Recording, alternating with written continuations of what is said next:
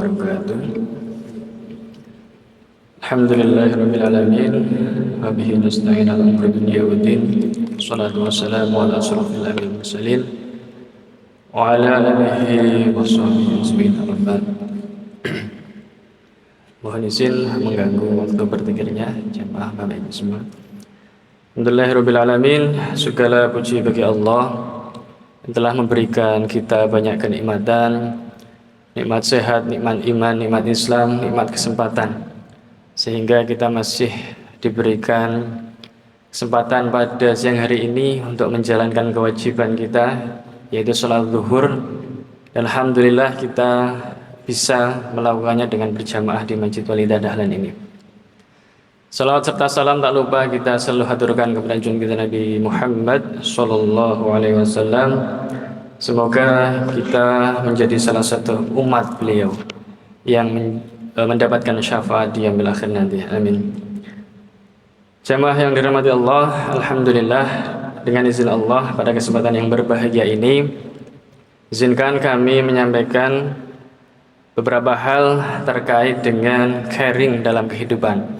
Caring biasa dipakai di dalam ilmu keperawatan yang artinya kepedulian atau peduli. Dalam Islam, sikap peduli tentu bukan hanya sebatas perhatian kepada sesama manusia, kan tetapi peduli terhadap diri sendiri, kepada lingkungan dan makhluk Allah yang lainnya. Kepedulian ini merupakan salah satu akhlak Nabi Muhammad SAW yang sudah diajarkan dari dulu. Hadirin yang berbahagia, mari kita renungkan dan bertanya kepada diri kita sendiri, seberapa besar sampai saat ini kepedulian kita terhadap hidup ini. Nah, kita sebagai hamba Allah pasti akan melewati beberapa fase dimensi dalam kehidupan ini. Mulai dari sebelum lahir, saat ini di dunia, dan nantinya setelah kita meninggalkan dunia ini. Sebagai seorang muslim, kita dijalankan oleh Allah Subhanahu wa taala menjalankan kehidupan ini yang tentunya harapan kita adalah sesuai dengan apa yang kita inginkan, dan semua sudah diatur oleh Allah Subhanahu wa taala. Ada salah satu sifat manusia yang dapat menjadikan diri kita sebagai hamba yang memiliki iman dan takwa akan semakin kuat dan semakin tinggi derajatnya, yaitu kepedulian atau peduli atau caring.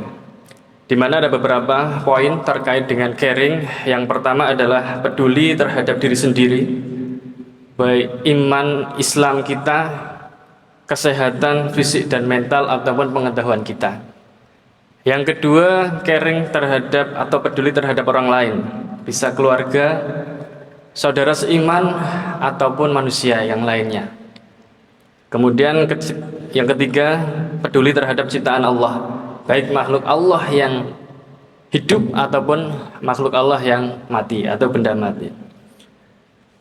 Jamaah yang dirahmati Allah, dalam Quran surat Az-Zariyat jelas kehidupan kita tentunya tujuan atau outcome-nya adalah untuk beribadah kepada Allah. Wa ma khalaqtul jinna wal insa illa liya'budun. Di mana untuk ibadah yang sempurna, untuk ibadah yang maksimal tentu perlu beberapa faktor yang mendukung. Salah satunya adalah kesehatan. Kita harus peduli terhadap kesehatan kita salah satunya.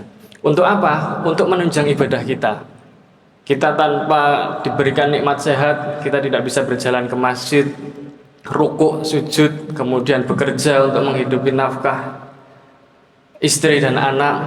Maka perlu kita renungkan bersama seberapa tinggikah pedulian kita terhadap kesehatan kita, sehingga dengan kondisi saat ini kita bisa maksimal menjalankan perintah Allah Subhanahu wa taala. Ada sabda Nabi, jadi ada dua kenikmatan yang manusia lalai terhadapnya. Yang pertama adalah kesehatan, yang kedua adalah waktu luang. Nah, sangat jelas di sini salah satu implikasi rasa syukur kita terhadap nikmat Allah, nikmat kesehatan, yaitu menjaga diri kita sendiri, yaitu terutama kesehatan. Saya yakin Bapak Ibu semua sudah memiliki metode-metode sendiri. Saya sekedar reminder untuk mendapatkan kesehatan masing-masing, karena masing-masing tubuh kita memiliki warning yang berbeda-beda, memiliki imunitas dan memiliki fase serta metode-metode yang digunakan oleh masing-masing manusia yang menjadikan tubuh kita menjadi sehat. Banyak kasus Bapak Ibu yang seharusnya sekarang remaja itu kemarin di Harjoli kita saya menemukan ada anak usia 15 tahun sudah terkena stroke. Ada yang usianya 20 hampir SMA 18 tahun itu sudah gagal ginjal. Mereka yang harusnya usia produktif menghabiskan waktu untuk belajar beribadah, mereka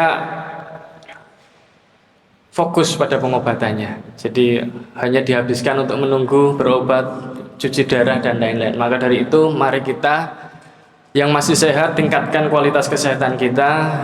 Mohon kepada Allah semoga kita selalu diberikan kesehatan dan kita harus memeliharanya dengan sebaik mungkin.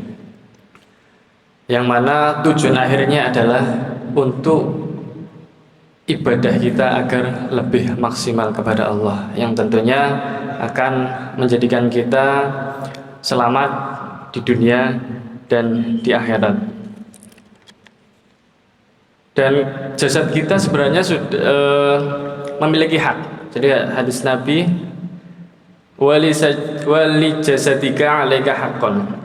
Jadi sungguhnya tubuhmu memiliki hak atasmu. Jadi hak-hak ini harus dipenuhi oleh tubuh kita. Salah satunya adalah kesehatan. Mari kita jaga selalu kesehatan kita, tubuh kita, agar bisa menjalankan kewajiban-kewajiban kita.